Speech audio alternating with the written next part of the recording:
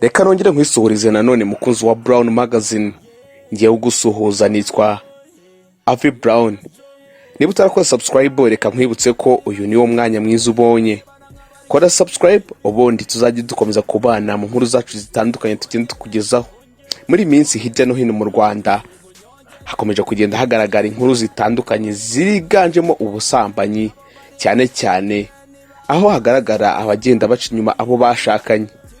Ibi si ibintu bya none kuko no mu myaka yagiye itambuka hagiye hagaragara ibintu nk'ibi aho hagendaga havugwa abaciye inyuma haba abagore cyangwa se abagabo bagafatwa abasambanya abagore babandi cyangwa se abagore baryamanye n'abagabo babandi. Muri iyi minsi inkuru iri kuvugwa cyane ndetse mw'iki cyumweru inkuru yagiye isakara ku mbuga nkoranyambaga zitandukanye ni inkuru y'umusore bivugwa ko yafashwe aryamanye n'umugore w'undi mugabo nuko bikamuviramo gucibwa akaboko.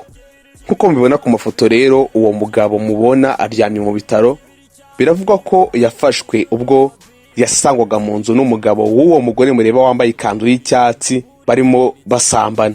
Bivugwa ko uyu musore yari asanzwe yarabigize akamenyero aho umugabo yabaga atariyo agashaka kwinjira urugo rw'abandi.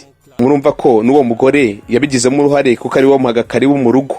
Uko bigaragara umusore yarahangirikiye cyane ndetse bimuviramo gutakaza akaboko.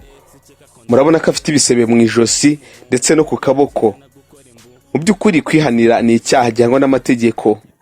Ariko se nanone reka none tubyoroshye uri nk'umugabo ugasanga umugore wawe aryamanye n'undi mugabo mu nzu. Uwo mugabo wamukorera iki? Iyi wenda niyo nkuru iri gucicikana ku mbuga nkoranyambaga haba Instagram, Facebook ndetse n'izindi zose. Mu binyamakuru byandikwa iyi nkuru iri kugenda igarukwaho cyane.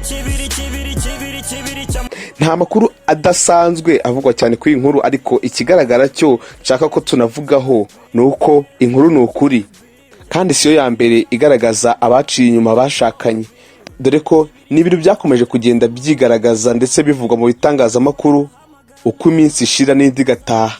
Ese iki kibazo cyo gucana inyuma ko abashakanye kizakemurwa n'iki?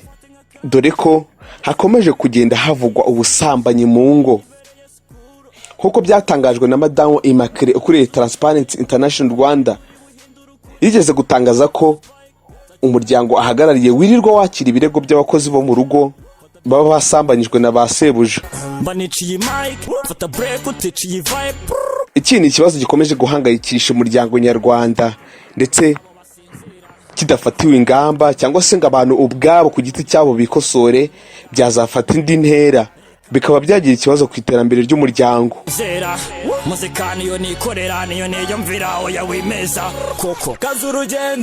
Nanone kandi hari inkuru muri iyi minsi ikomeje kuvugwa ndetse iyi yo iranatangaje cyane. Ni y'umuyobozi w'umurenge umwe wo mu karere ka Nyarugenge aho bivugwa ko umunyabanga nshingwabikorwa w'umurenge aho twita ba executive cyangwa se ba Gitifi aho ashinjwa kuba yaracaga inyuma ndetse agakorana ubusambanyi n'umukozi yakoreshaga mu murenge.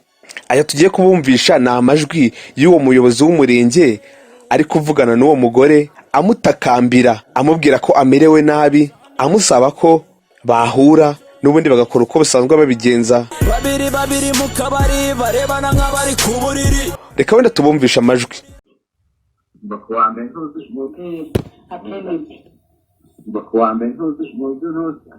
Mujya ku karere mu gitondo aya ndatuka nkabira abantu kuko ndafite benshi apremit ushobora kutazajya ku karere mu gitondo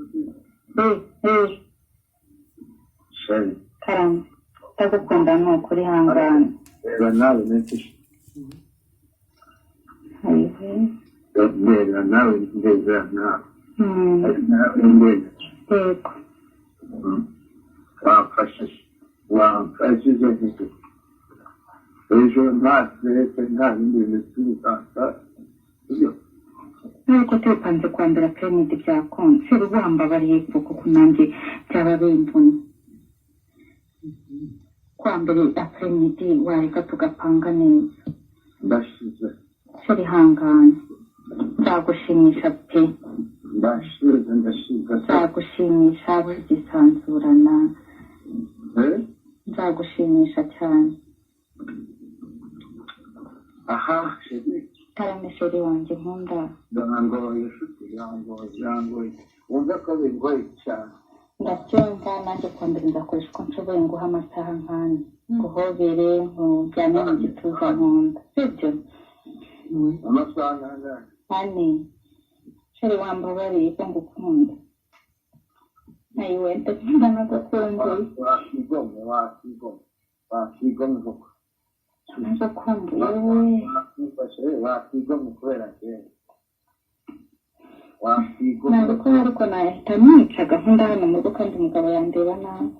Nyabuneka reka wenda nsoze ngira nti iki ni ikibazo cy'umuntu ku giti cye kuko ibintu nk'ibi n'ubundi bikorerwa mu ibanga. Reka twisuzume abagize umuryango nyarwanda dore ko ubwizerane kudacana inyuma ari byo bituma ipfundo ry'urukundo ndetse n'umuryango utera imbere, tugaha uburere bwiza abana bacu twabyaye ndetse n'igihugu kigakomeza kigatera imbere kuko aribwo dushyira imbaraga mu byo dukora tukengagiza ibidutesha umwanya. Nge ndi Avi Brown ku bwa Brown Magazine i Kigali mu Rwanda. Kibiri cy'amadolari kibiri cyari biru mpanga diru nabo babire kibiri cyari biru